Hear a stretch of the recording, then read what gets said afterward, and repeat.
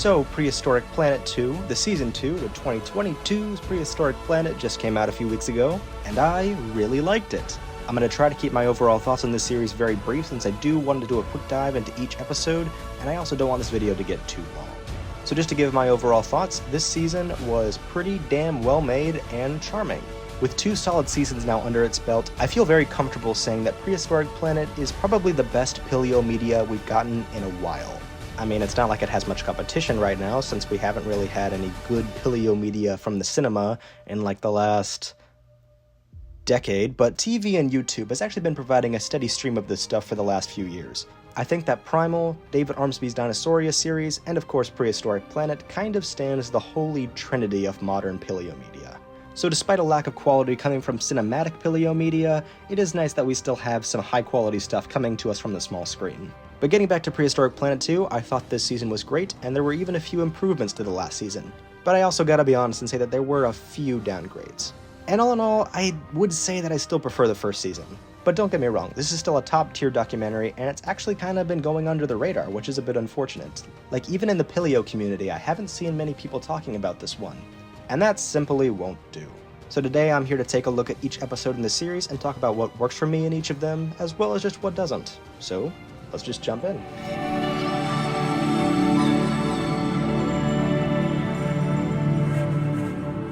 Islands is a really solid reintroduction to this series and world, and I really appreciated that it took some time to focus on the non-dinosaur creatures of this time period.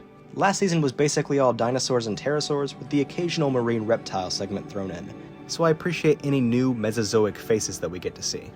Simosuchus definitely stole the show for me, and its segment and the Adalatherium segment on Madagascar were probably the highlights of the episode for me. It's just really cool to see some new creatures that lived during this time that we don't usually see in Paleo-Media. I mean, you can't go wrong with plant-eating crocs and egg-laying mammals. The other few segments that focus on smaller dinosaurs on these islands were also pretty decent, but the segment with the mini hadrosaurs also brings me to my first complaint of the series, and that's actually the movements of the creatures. The animation in this show is really good and smooth, and clearly high quality, but for me personally, I feel like the creatures move a little too much at times. Like, the first scene where I really noticed this is where the small hadrosaurs are attacked by the Hesegopteryx, and the babies then get separated, and David Attenborough is all like, "The youngster's best hope is to stay completely still." But then it cuts to the babies, and they're just like, yeah. Like, in reality, it would be exactly like David said. They'd freeze and remain motionless. Walking with Dinosaurs even got this back in the 1990s, where a very similar scene played out with baby sauropods, and they react in a more realistic way. I know this sounds like a dumb thing to complain about, but it's something that kept coming up for me. Especially whenever there was a more modern animal on screen, the movements and animation stuck out a lot more. The Beelzebufo, the crocs, the mammals, and even the birds in the last episode, they just moved too smoothly, without any sort of thought or weight, you know? And I really only complain about this because I actively go out into nature and see stuff like this. I'm always on hiking trails, and I'm constantly getting footage of birds and reptiles, and I'm always paying attention to how these things move. So I just wish there was more of a push to make the more modern creatures move more like the animals we have nowadays, if that makes sense. Also, I do generally give the dinosaurs a pass in this regard because we don't really know how they moved, so it doesn't really bother me that much. In the final segment, we get to see the Hesegopteryx again, the hunting pterosaur from earlier in the episode, and I gotta say, this is the segment where I just had to stop and marvel at the effects. Now, I want to preface this by saying that I don't watch that much TV, but I don't think I'm gonna offend anyone if I say that Prehistoric Planet might just have the best effects in any TV show or streaming series I've ever seen. This segment was masterful. The effects are genuinely realistic, the behaviors and movements are wonderful here, and the music by Hans Zimmer is just so good. All in all, this episode was really solid and a great reintroduction to the series as a whole. 9 out of 10, next episode.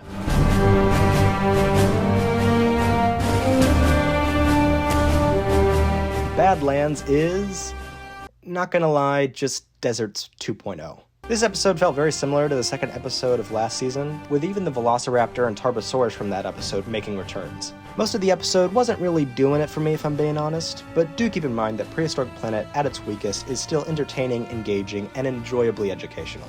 But I do gotta give out another complaint with this episode, and that is the missed potential of Tarbosaurus. You see, Tarbosaurus was easily the highlight of last season's desert episode for me. The whole scene with him at the watering hole was one of the best scenes in the entire show, not just for its execution, but for how interesting it was. Prehistoric Planet did a great job of portraying its big carnivores as animals. We didn't even really see any of the big predators hunt. They were really just chilling in every segment they were in, and I loved it. It's such a nice change of pace to see the usually vicious giant carnivores being shown to just relax, mate, take care of young, and show us the cutest thing ever. This episode reintroduces us to Tarbosaurus, so we can see it perform a hunt in a canyon, and I was so excited for this. But instead of seeing an actual hunt, the sauropods they're hunting in the canyon get spooked when they smell them, they trip over one of their buddies, and we cut to the raptors hunting some prey that was scared by the sauropods. And then it just cuts back to the Tarbosaurus eating the sauropod, which died from tripping. Okay. Look, it's not like this is a bad segment, but come on. There's just so much potential to show us a predator that we just saw chilling last season, then go on the ultimate group hunt and take down a sauropod. How cool would that have been to see? I mean, even if Tarbosaurus just jumped out of the canyon and startled the herd, that would have been something cool. But they don't really do anything, and it just kinda left me a bit disappointed, I'll be real. But despite some missed potential, this episode did have one really cool segment for me that was easily the highlight, and that's the volcanic sauropod nest. This segment, which is divided between the beginning and end of the episode, was just so cool. The visuals, the cinematography, the effects, the behaviors on display, it's all just so cool and unique. And it's nice to see a continuing story across the episodes, which is something that is kind of new for this series. And also, this is a personal thing, but I just love the sound the baby sauropods make. They sound like little chicks, it's adorable.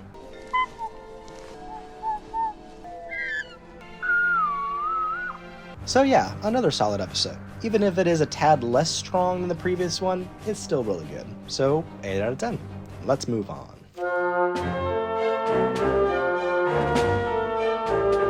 Guys, I'll be real, I wasn't really interested in this episode.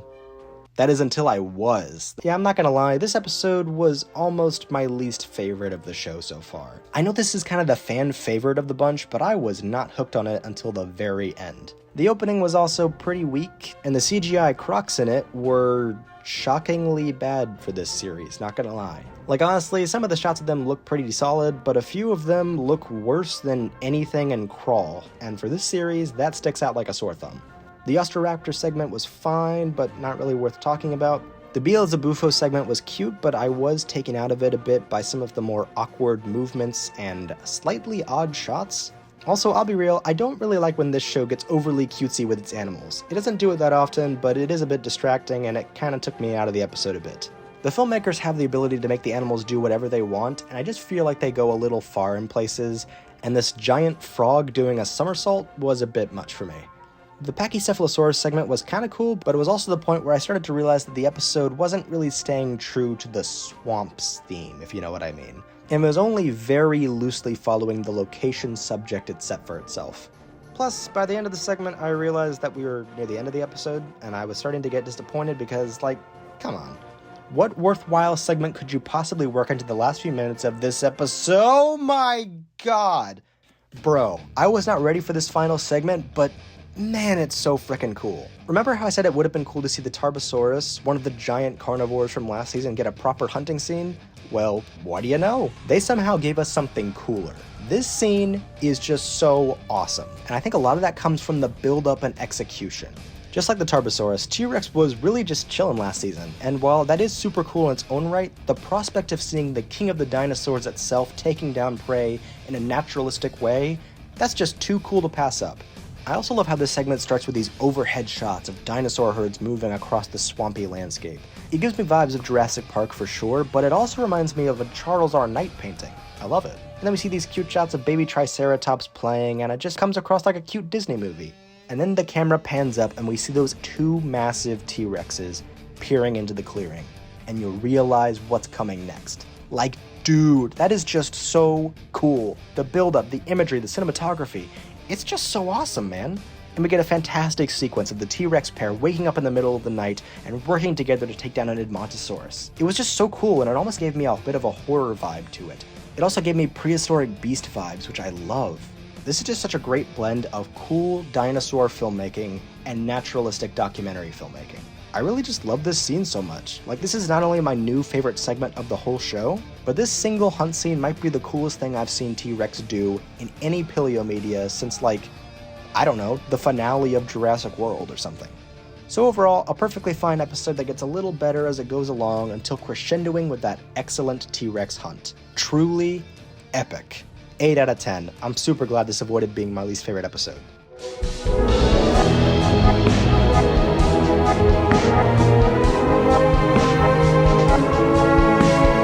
Oceans is my least favorite episode.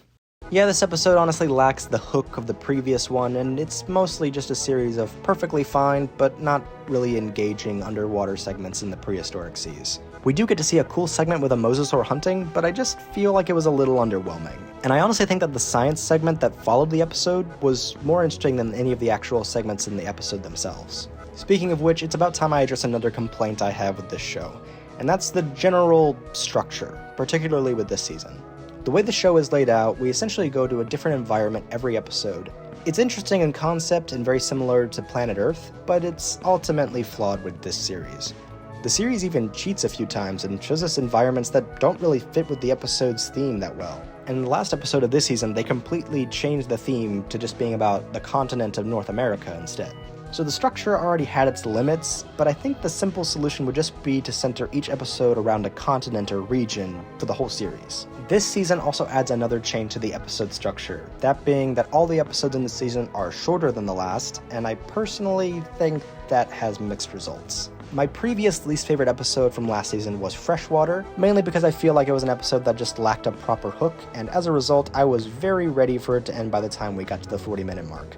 So I think it might have helped the Oceans episode, and even the Swamps one, to not overstay their welcome, but I honestly think I would have preferred every other episode in this series to be 40 minutes in length with another 1 or 2 segments. It just would have been cool. Also, this is definitely a nitpick, but I do miss the Next Time on Prehistoric Planet segments from last season. They've been replaced with the new Prehistoric Planet Uncovered videos, which were previously just a separate thing up on YouTube. This may be just a me thing, but I think the Next Time segments helped to further immerse the audience with the prehistoric world being showcased. And the new science segments, while not hurting the episode at all, do sort of break the overarching immersion of the series, which is a bit of an upset, but not a big deal. Anyways, what was I talking about again? Oh yeah, Oceans. 7 out of 10. It's fine, but not really anything noteworthy for me. Let's wrap this up.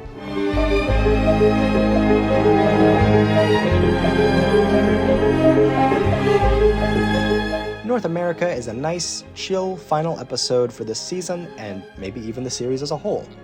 I don't have too much to say about this episode, but just to run through each segment, I really like the opening scene, where the sauropod peacefully lays down to pass away on a beach. It's a simple, natural, and bittersweet image that I really appreciated.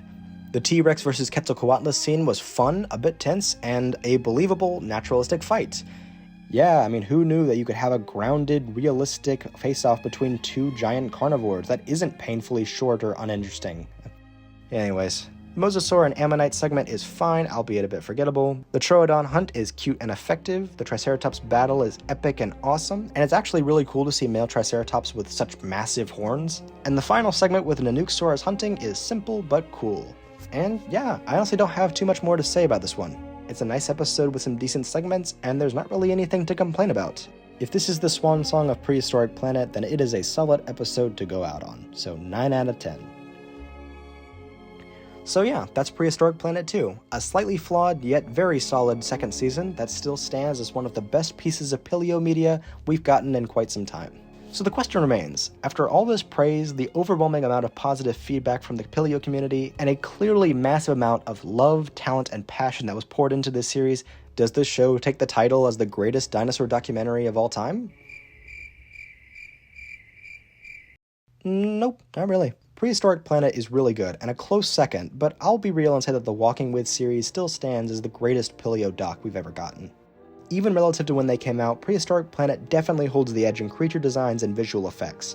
But the structure is flawed, and I really haven't had any drive to revisit the episodes after one viewing. And while it is just very nice to chill in the Cretaceous with this series, none of the stories this series tells are overly engaging, nor do they really leave a lasting impact on me. On the contrary, both Walking With Dinosaurs and Walking With Beasts blow Prehistoric Planet out of the water when it comes to storytelling, rewatchability, and even the musical score.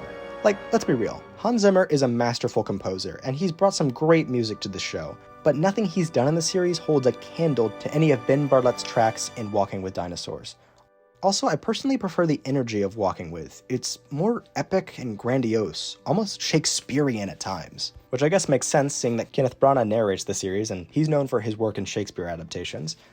Meanwhile, Prehistoric Planet is much more naturalistic and calm, which also makes sense, considering that David Attenborough is known for his calm and naturalistic narration in nature documentaries. I don't know, these shows are going for slightly different approaches to the dinosaur documentary formula, and they are both top tier, don't get me wrong. But I personally prefer Walking With, and it's gonna take a lot to change that. But Prehistoric Planet has absolutely earned its place as one of the all-time great paleo documentaries, and I'm really glad we've gotten as much of it as we have. If the series does keep going, I would prefer to start heading into other time periods outside the Cretaceous and refine the structure a bit, but if this ends up being the final point of the series, then it was a pleasure having it in my life, and I'd highly recommend you check it out if you enjoyed dinosaurs, or Paleo-Media, or documentaries, or nature, or animals, or plants, or life, or like anything. It really is worth a watch, trust me. So I'm gonna wrap this up and give Prehistoric Planet 2 a solid 8 out of 10.